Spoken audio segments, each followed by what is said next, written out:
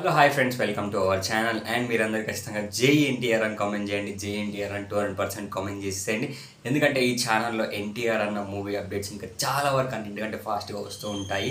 And చుట్టం వల్లే song release అయింది, ఎన్ని రికార్డుల మీద రికార్డులు కొడుతుందో, ఎన్ని వ్యూస్ వస్తున్నాయి, ఎన్ని లైక్స్ వస్తున్నాయి, ఎన్ని కామెంట్స్ వస్తున్నాయో మనందరికీ అయితే తెలిసిందే.